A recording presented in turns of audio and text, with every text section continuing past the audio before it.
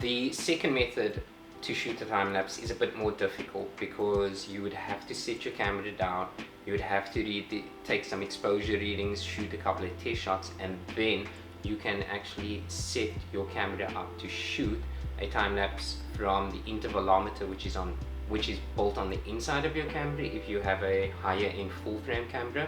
But if you have a lower end, you can actually get something called a intervalometer, which plugs into your camera. It's like a little remote shutter cable, and you can actually just set the time and how long you actually want this time lapse to happen. So that is a much more difficult way. So please be in mind, when you do shoot raw photos, the process that you'll be doing is that you'll be taking it into a Adobe After Effects timeline. From there, you will merge it into a sequence, and you'll export it back to Adobe Premiere to finish it off.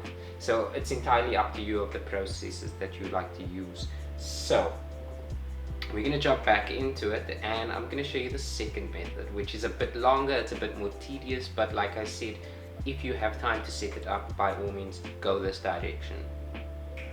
Alright, so what we're going to have to do first, we're going to click on New Composition. Actually double click on New Composition.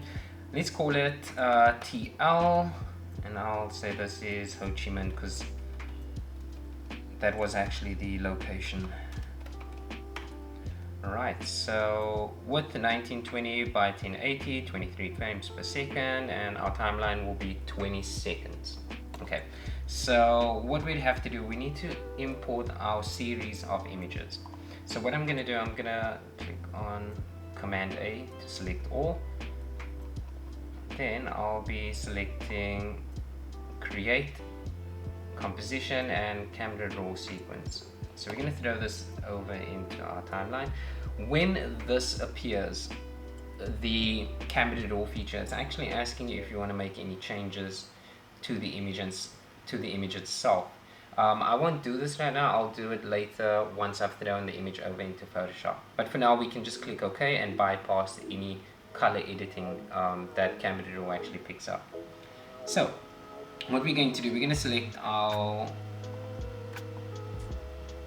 files, and I'm just waiting for it actually. With the raw files, you need to understand that the time to actually load and to preview is much longer because of each image is about 5 to 10 megs, or depending on what size it is, it can be quite large.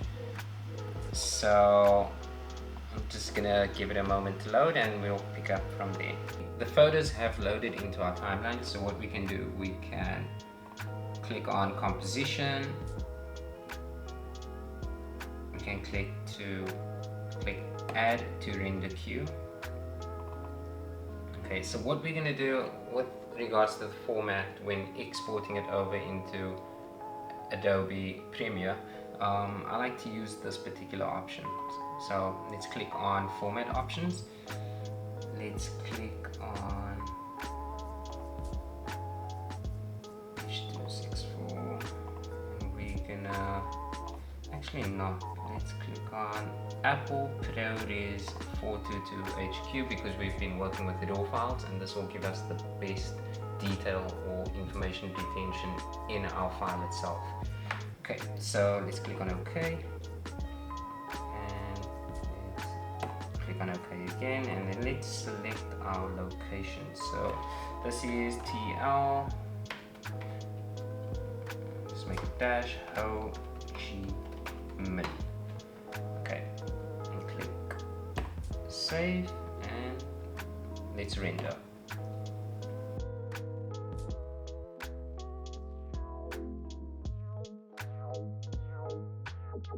Okay, so we've exported our clip out of After Effects, and what we're going to do, we're going to import it into Adobe Premiere now to finish off the edit. So we're going to open up Adobe Premiere, we're going to click on New Project.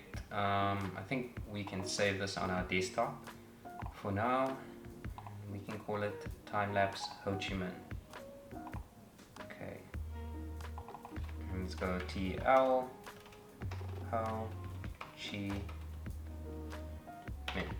Okay, and let's click OK. Okay, so what we're going to do, we're going to import our clip that we actually exported out of After Effects, and that would be this one over here. So we're gonna drop it into our timeline.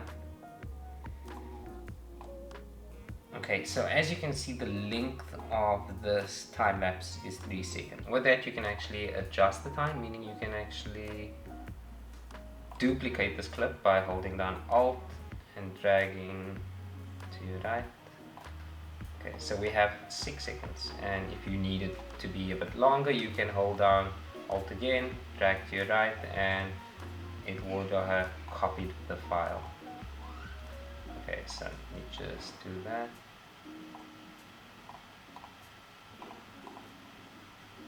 Okay, so Alt, done. Okay, so what we have right now, we've got 9 seconds of a time lapse. We are going to select all of it.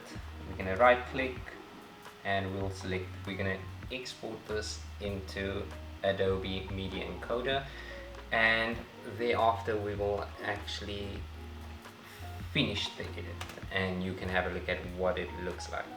Okay, so that's basically how you edit time lapses, or how you actually shoot time lapses if you don't have an intervalometer, and how you can actually shoot the time lapse when you do have an intervalometer built into your camera. Remember, there's always a workaround. So if you are met with an objective, there's always a different way to get to the final result. Example, not having an intervalometer, you can shoot video and create a time lapse and add in some motion blur just to make it look a bit more stylish. Okay, so guys, I hope you can take something from this. I hope that you guys actually try shooting more time lapses. I myself need to shoot more time lapses, and I will definitely be doing that in the future as well. So I hope you guys enjoyed this tutorial, and yeah, keep shooting, and I'll see you guys in the next one. So